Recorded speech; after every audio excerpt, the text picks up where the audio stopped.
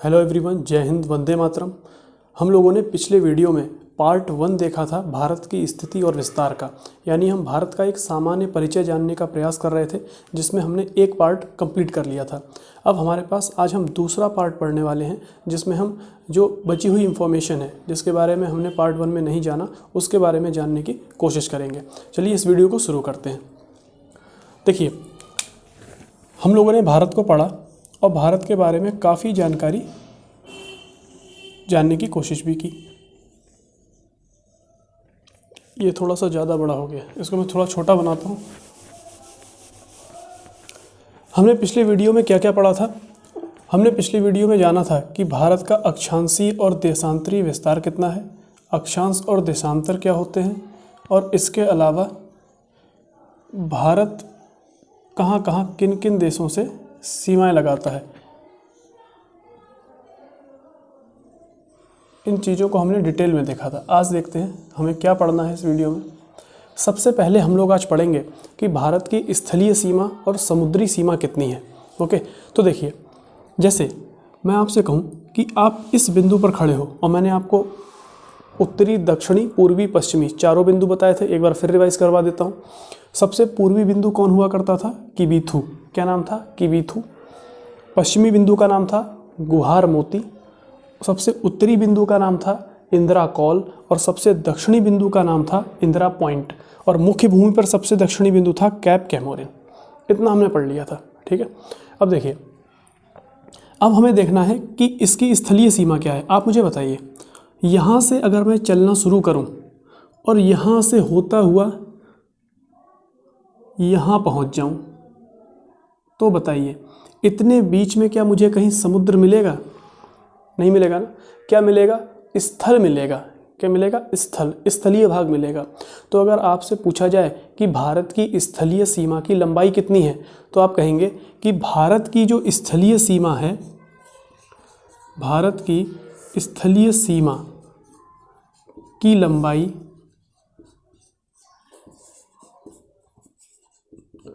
15,200 kilometre है। कितनी? 15,200 kilometre. ध्यान रखिए, कहीं कहीं ये आंकड़ा आपको किसी किसी किताब में 15,106.6 किलोमीटर भी देखने को मिलेगा। ओके, तो आप लोग याद रखें 15,200 किलोमीटर। ओके, चलिए अब हम देखते हैं भारत की तटीय सीमा कितनी है। भारत की तटीय सीमा, और सबसे पहले हम जानेंगे तटीय सीमा का मतलब क्या है। समुद्र तटीय सीमा, ठीक, समुद्री तटीय सीमा। देखिए, आप तटीय सीमा का मतलब हुआ, अब आप यहाँ से ऊपर की तरफ मत जाइए, आप यहाँ से नीचे की तरफ आइए। ये बताइए क्या है सारा? यहाँ पर सब कुछ समुद्र ही तो है। ये पूरा क्या है? अरब सागर। यहाँ पर क्या मिलेगा आपको? ये पूरा अरब सागर मिलेगा। इसके नीचे ये हिंद महासागर, और यहाँ पर बंगाल की खाड़ी। ये बंगाल की खाड़ी। तो हम देखेंगे कि जब हम यहाँ से चलना शुरू करते हैं और नीचे तक जाते हैं, यहाँ तक, तो इस वाले हिस्से में जो तटीय लंबाई है, वो लंबाई कितनी है? तटीय लंबाई है 6100 किलोमीटर। कितनी है? 6100 किलोमीटर, ठीक है। अब इसके बाद अगला क्वेश्चन ये आता है कि भारत की द्वीपों सहित कुल लंबाई कितनी है? समुद्री तटीय लंबाई जो है द्वीपों सहित कितनी है? तो देखिए, एक द्वीप हमारा यहाँ पे है, जिसको हम क्या कहते हैं? ये है अंडमान निकोबार।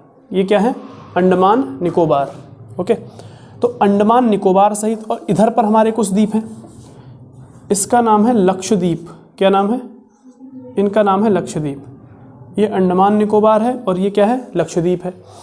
इनकी भी अगर हम टोटल किनारों की लंबाई निकाल लें, समुद्र तटीय लंबाई, और इसको भी जोड़ दें, तो आपसे पूछा जाए, बताइए कुल समुद्री लंबाई कितनी है द्वीपों सहित? कुल समुद्र तटीय लंबाई द्वीपों सहित कितनी है? तो ध्यान रखें, अब आंसर हो जाएगा कुल तटीय लंबाई द्वीपों सहित, सभी द्वीपों सहित अगर हम बात करें, तो ये कितनी हो जाएगी? 7516.6। कितनी होगी? 7516.6 किलोमीटर, यानी 7516.6 किलोमीटर ये लंबाई है। तो आपको ये सारी लंबाइयाँ याद रखनी है। अब अगला और महत्वपूर्ण सवाल, आपसे पूछा जाएगा भारत का कुल क्षेत्रफल कितना है, भारत का कुल क्षेत्रफल कितना है। तो ध्यान रखिए, भारत का कुल क्षेत्रफल, कुल क्षेत्रफल ये आपसे पूछा जाए। ध्यान रखिए, भारत का कुल क्षेत्रफल है 32,87,263 वर्ग किलोमीटर। क्षेत्रफल का मतलब क्या होता है, वर्ग मीटर, और हम लोग किलोमीटर में निकाल रहे हैं तो वर्ग किलोमीटर, वर्ग किलोमीटर, और इसी को हम लोग कहते हैं किलोमीटर स्क्वायर, किलोमीटर स्क्वायर। ये भारत का कुल क्षेत्रफल है, सही है। भारत का कुल क्षेत्रफल कितना है, ये रहा भारत का कुल क्षेत्रफल। अब इसके अलावा आपसे पूछा जा सकता है, इसको नोट कर लीजिए आप, मैं मिटाऊंगा इसको भी। आपसे पूछा जा सकता है भारत की उत्तर से लेकर दक्षिण तक लंबाई कितनी है, फिर भारत की पश्चिम से लेकर पूर्व तक लंबाई कितनी है, ये भी क्वेश्चन पूछे गए। तो देखिए मैं इसको मिटा रहा हूँ, नोट कर लीजिएगा आप लोग।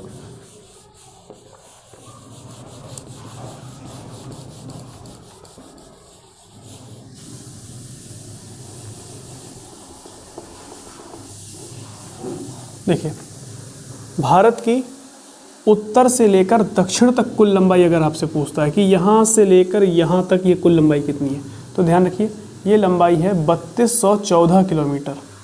कितनी है, 3214 किलोमीटर, 3214।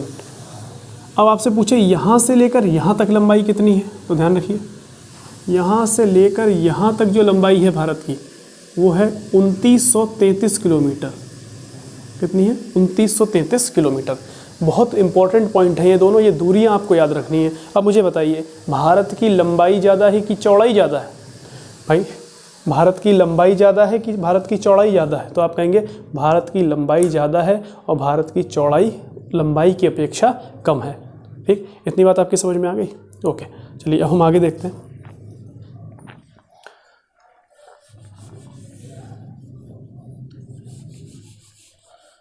अब हम कुछ इम्पोर्टेंट पॉइंट देखेंगे भारत के बारे में जो हमें जानना ज़रूरी है।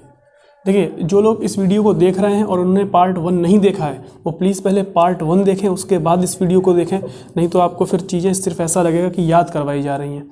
ठीक है, तो पहले आप पार्ट 1 को ज़रूर देख लें, उसके बाद आपकी जब चीज़ें समझ में आ जाएंगी फिर आप चीज़ों को ईजिली समझने लग जाओगे कि चीज़ें आखिर हैं क्या। ओके, चलिए अब देखिए कुछ इंपॉर्टेंट पॉइंट हमको पढ़ने हैं। देखिए, जैसे आपको ये गुजरात दिख रहा है, गुजरात, ठीक, इस गुजरात को मैं जूम करके इधर बना रहा हूँ। देखिए थोड़ा बड़ा करके बना देता हूँ, यानी जूम करके बना, इस हिस्से को मैंने इधर बना दिया। देखिए यही हिस्सा मैंने इधर बना दिया। अब आप बात ध्यान से सुनिए, यहाँ पर जो आपको ये वाला हिस्सा दिख रहा है इसको कहा जाता है कच्छ की खाड़ी। कौन सी खाड़ी है ये? कच्छ की खाड़ी, कच्छ की खाड़ी। और आपको ये वाला जो हिस्सा दिख रहा है इसको कहा जाता है खंबात की खाड़ी, इसको कहा जाता है खंबात की खाड़ी। कच्छ की खाड़ी और खंबात की खाड़ी, दो खाड़ियाँ आपको पता चल गई।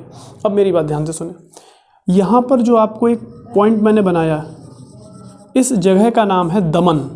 क्या नाम है इसका? दमन। और ये वाली जो मैंने पॉइंट बनाया इसका नाम है दीव। और आपको पता है दमन दीव क्या है? एक केंद्र शासित प्रदेश। क्या है? केंद्र शासित प्रदेश। लेकिन पहले ये केंद्र शासित प्रदेश एक था, दमन एंड दीव, लेकिन बाद में अभी जनवरी 2020 में दादरा एंड नगर हवेली एक और केंद्र शासित प्रदेश है, दोनों को मर्ज कर दिया गया, दोनों को मिला दिया गया। तो अब जो नया केंद्र शासित प्रदेश हो गया वो दमन दीव और दादरा एवं नगर हवेली, ये नाम है इसका। ठीक है, तो दमन ये है, दीव ये है। एग्जाम में आपसे सवाल पूछा जाएगा, बताइए दमन और दीव को कौन सी खाड़ी अलग करती है? क्वेश्चन है दमन और दीव को कौन सी खाड़ी अलग करती है, तो बताइए कौन सी खाड़ी अलग करती है? देखिए बीच में कौन सी खाड़ी पड़ रही है? खंबात की खाड़ी। तो दमन और दीव को खंबात की खाड़ी अलग करती है। कौन सी खाड़ी अलग करती है? खंबात की खाड़ी। इस पॉइंट को आपको बिल्कुल ध्यान में रखना है, दमन और दीव को खंबात की खाड़ी अलग करती है। इतनी बात आपकी समझ में आ गई? ठीक, अब आगे देखिए। इसके अलावा कुछ पॉइंट देखिए, यहाँ देखते हैं। मैं इसको जरा मिटाता हूँ, मिटा दूँ इसको, नोट कर लीजिएगा, बनाइएगा जरूर, क्योंकि चित्र नहीं बनाएंगे आप जब तक, तब तक फिर दिक्कत आएगी, फिर आपको चीज़ें रटनी पड़ेंगी। एक बार आपने देख लिया, आपके दिमाग में चीज़ें बैठ जाएंगी। ओके, चलिए।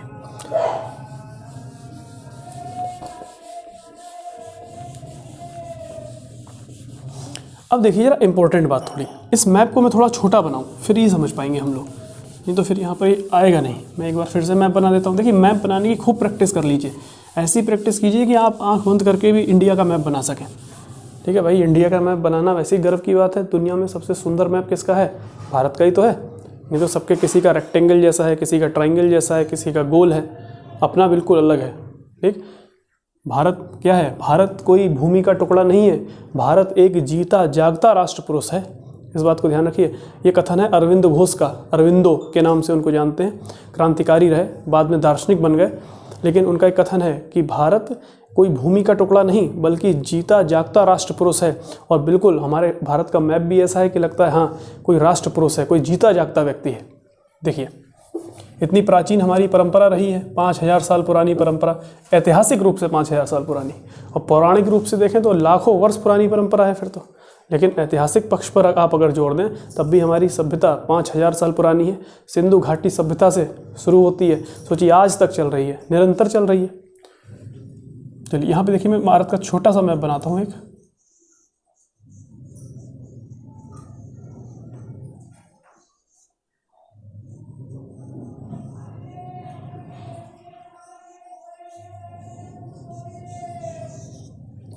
ठीक है, ये देखिए बनाने का उद्देश्य क्या है?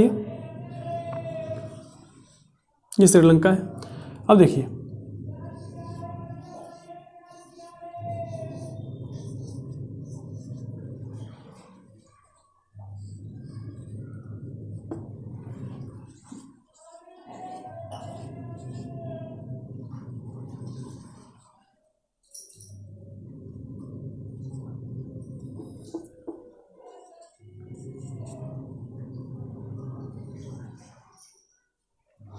देखिए ध्यान से,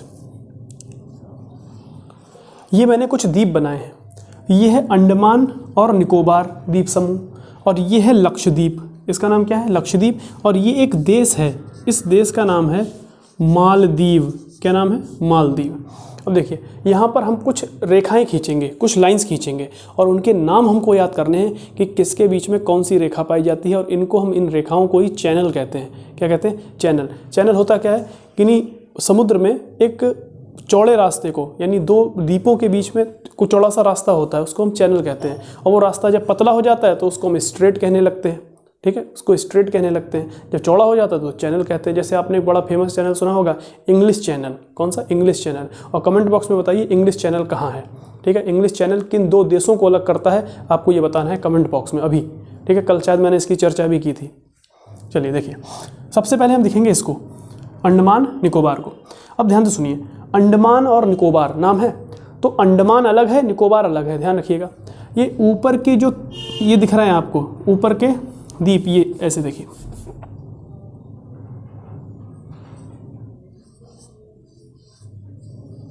ऊपर के जो आपको ये 4 दिख रहे हैं इनका नाम है अंडमान। ये क्या है? अंडमान है। और आपको ये नीचे के जो 3 दिख रहे हैं इनका नाम है निकोबार। ठीक, इनमें और भी बहुत सारे द्वीप हैं, हमने बड़े बड़े द्वीप ले लिए। तो देखिए ऊपर के 4 कौन से हैं? ऊपर के 4 क्या कहेंगे हम इनको? ये अंडमान है। नीचे के 3 कौन है? निकोबार है। तो देखिए सबसे पहली बात ये है कि अंडमान निकोबार में इनके नाम क्या क्या हैं। तो देखिए इसको कहते हैं उत्तरी अंडमान। ये कौन सा अंडमान है? उत्तरी अंडमान, सबसे उत्तर में है तो इसलिए क्या कहेंगे इसको? उत्तरी अंडमान। इसको कहेंगे मध्य अंडमान, क्योंकि मध्य में है, इसका नाम है मध्य अंडमान। इसका नाम है दक्षिणी अंडमान, दक्षिणी अंडमान। और ये जो बना हुआ है इसका नाम है लघु अंडमान। इसका नाम क्या है? लघु अंडमान, यानी लिटिल अंडमान, इसको कहा जाता है अंग्रेजी में लिटिल अंडमान। ये वाला जो आपको दिखेगा अब यहाँ से, ये क्या शुरू हो गया है? अब ये शुरू हो गया है निकोबार। क्या शुरू हो गया? निकोबार। इसका नाम है कार निकोबार, कार निकोबार। इसका नाम है लघु निकोबार, लघु निकोबार। और इसका नाम है, और ये सबसे इम्पोर्टेंट है, इसका नाम है ग्रेट निकोबार। क्या नाम है? ग्रेट निकोबार। ठीक है, ग्रेट निकोबार ये रहा। ये अंडमान आपको याद रखने हैं। अब सुनिए, अंडमान निकोबार की राजधानी है पोर्ट ब्लेयर। कौन सी है? Port Blair. और एक बार एग्जाम में क्वेश्चन पूछा गया, पोर्ट ब्लेयर कौन से द्वीप पर स्थित है? क्या पूछा गया? पोर्ट ब्लेयर कौन से द्वीप पर स्थित है? तो ध्यान रखिए, पोर्ट ब्लेयर दक्षिणी अंडमान द्वीप पर स्थित है। कौन से द्वीप पर? दक्षिणी अंडमान। यहाँ है पोर्ट ब्लेयर, देखिए ये यहाँ पर क्या है? Port Blair. तो ध्यान रखिए, आप भी टिक लगा लीजिए, वहीं पे पॉइंट लगा लीजिए। दक्षिणी अंडमान में क्या है? Port Blair. यानी अंडमान निकोबार की राजधानी पोर्ट ब्लेयर कौन से द्वीप पर स्थित है? तो दक्षिणी अंडमान पर स्थित है। कौन सा अंडमान? दक्षिणी अंडमान। ओके, चलिए अब देखिए, यह है लघु अंडमान और यह है कार निकोबार। इस लघु अंडमान और कार निकोबार को एक रेखा अलग करती है, ये लाइन। इसको कहा जाता है 10 डिग्री चैनल। इसको क्या कहा जाता है? 10 डिग्री चैनल। कौन सा चैनल है ये? 10 डिग्री चैनल। इसका नाम है 10 डिग्री चैनल। ठीक, ये वाला हिस्सा हमारा कौन सा हो गया? अंडमान का हो गया। इसको कहते हैं 10 degree channel.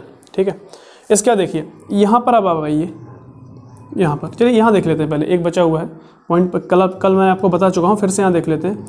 Great Nicobar. Great Nicobar पर एक बिंदु है इंदिरा पॉइंट। कौन सा? इंदिरा पॉइंट। तो आपसे पूछा जाएगा भारत का सबसे दक्षिणी बिंदु इंदिरा पॉइंट कौन से द्वीप पर स्थित है? आप क्या कहेंगे? ये ग्रेट निकोबार पर स्थित है। किस पर स्थित है?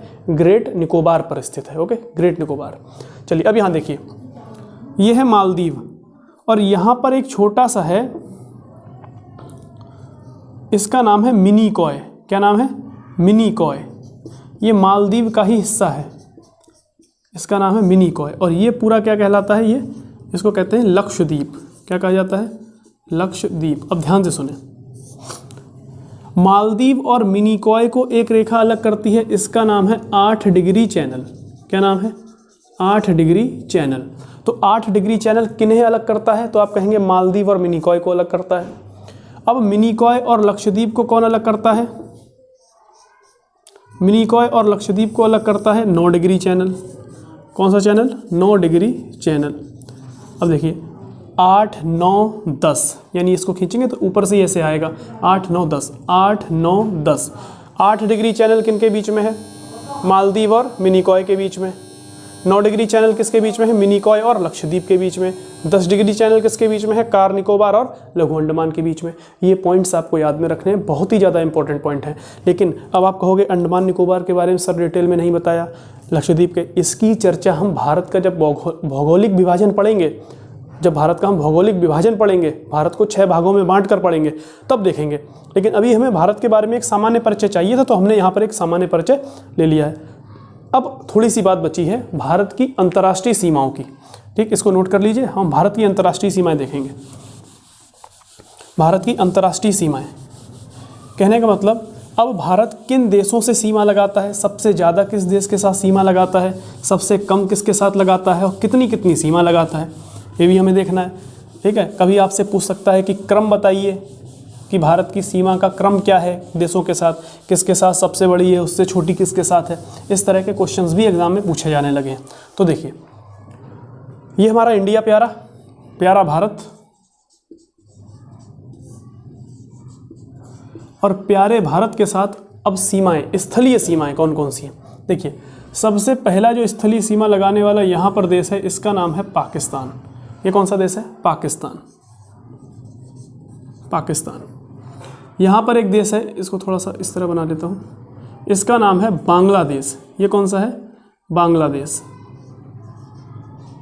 इसका नाम है बांग्लादेश।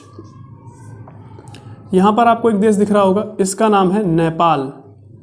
इसका नाम क्या है? नेपाल। यहाँ लिख देता हूँ, नेपाल।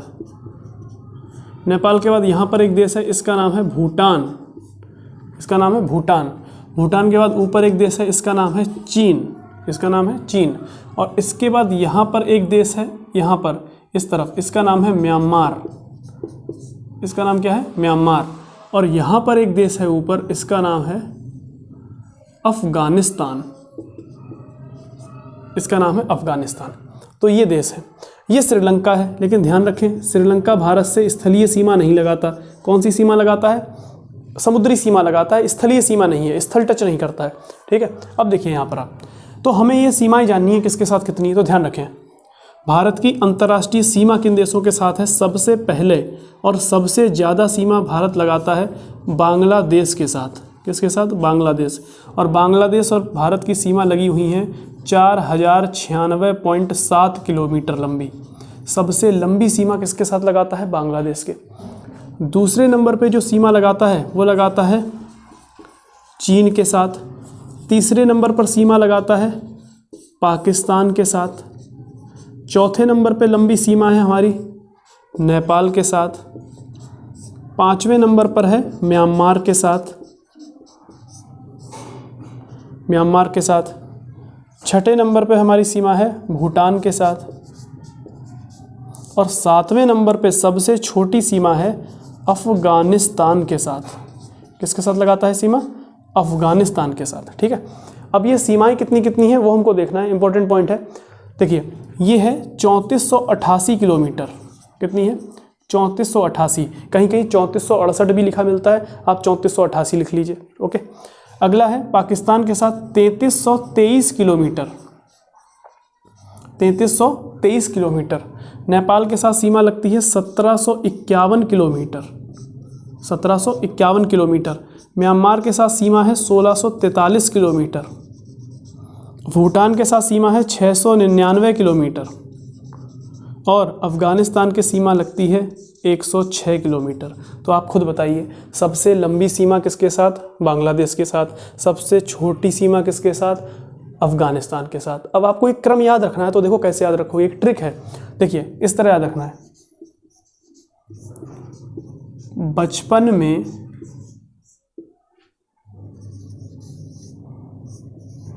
भूल आया। क्या याद रखना है आपको? बचपन में भूल आया। ये ट्रिक है एक। बा से बांग्लादेश, चा से चीन, पा से पाकिस्तान, ना से नेपाल, मैं से म्यांमार, भूल से भूटान, आया से अफ़गानिस्तान। इस तरह आप याद रख सकते हो, इजी वे हो गया याद रखने का। क्रम याद रहेगा, बचपन में भूल आया। बा से बोलिए बांग्लादेश, चीन, पाकिस्तान, नेपाल, म्यांमार, भूटान, अफ़गानिस्तान। कोई आपसे पूछे क्रम बता दो, सीधे आपको क्रम बताना है। क्या? बांग्लादेश, चीन, पाकिस्तान, नेपाल, म्यांमार, भूटान, अफ़गानिस्तान। ओके, इस तरह आपको क्रम बताना है। तो ये आज की कुछ इंपॉर्टेंट बातें थी जो हमें पार्ट 2 में जाननी थी। तो भारत की स्थलीय सीमा कितने देशों के साथ लग रही है आप बताइए मुझे? कितने देश हैं? 7। कितने देशों के साथ?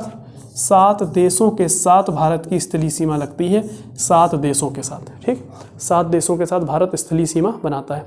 अब 2-3 पॉइंट और हैं हमारे पास, जैसे नोट कर लीजिएगा इसको, आप वीडियो पॉज करके नोट कर लिया करिए।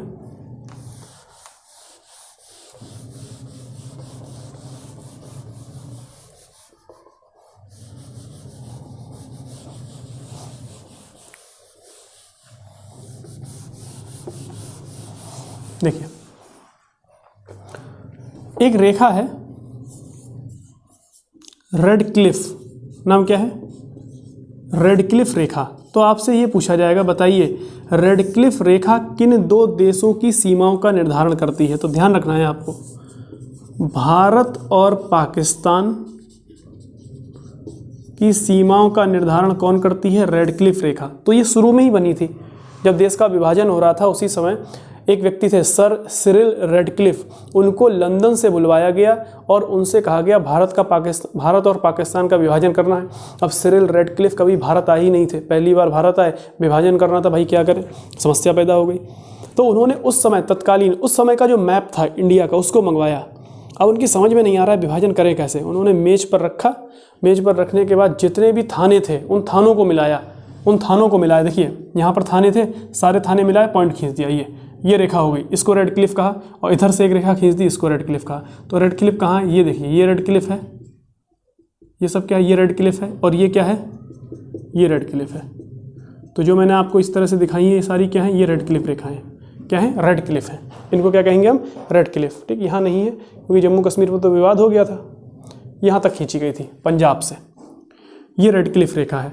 तो रेड क्लिफ रेखा के नाम से इसको जाना गया क्योंकि इसको सिरिल रेडक्लिफ द्वारा खींचा गया था भारत पाकिस्तान का विभाजन। उस समय ये हमारी बांग्लादेश के साथ भी है क्योंकि बांग्लादेश तो 1971 में बना, पहले ये था पूर्वी पाकिस्तान। ठीक, ये 1971 में बना है, बांग्लादेश, और ये 1947 में बना है। तो 1947 में इसको कहा जाता था पश्चिमी पाकिस्तान, इसको पूर्वी पाकिस्तान, जबकि 71 में बांग्लादेश अलग हो गया। ठीक है, और इसकी चर्चा हम बाद में करेंगे कि किस तरह से युद्ध लड़ा गया, भारत ने भी उस युद्ध में भाग लिया था, और कैसे 93,000 पाकिस्तानी सैनिकों को सरेंडर करना पड़ा था। ठीक, उनसे फिर हम लोगों ने उनको बंदी बनाया, उन 93,000 को यहाँ काम पे लगाया, उनसे हमने सड़कें बनवाई। यहाँ पर कई हाईवे ऐसे हैं जो इन्होंने ही तैयार किए हैं हमारे यहाँ, पत्थर डाल डाल के। सोचिए 93,000 सैनिकों को बंदी बना के पत्थर डलवाया, और पाकिस्तान इतना कूदता है। आप समझ सकते हैं बात को। चलिए, भारत पाकिस्तान और भारत बांग्लादेश के बीच में क्या है, रेड क्लिफ। लेकिन जब भी ऑप्शन आएगा एग्जाम में तो भारत पाकिस्तान ही देंगे, ये वाला देंगे ही नहीं, आपको ऑप्शन में ही नहीं देंगे। वैसे ये भी है तो देंगे नहीं, मैंने आपको दोनों बातें बता दी। ठीक है, इसके बाद है डूरंड रेखा। एक रेखा है डूरंड रेखा, और डूरंड रेखा निर्धारण करती थी पहले भारत और अफगानिस्तान की सीमा का। पहले किसका निर्धारण करती थी, भारत और अफगानिस्तान की सीमा का। लेकिन जैसे ही पाकिस्तान हमसे अलग हुआ, अब ये निर्धारण किसका करने लग गई है, पाकिस्तान और अफगानिस्तान की सीमा का।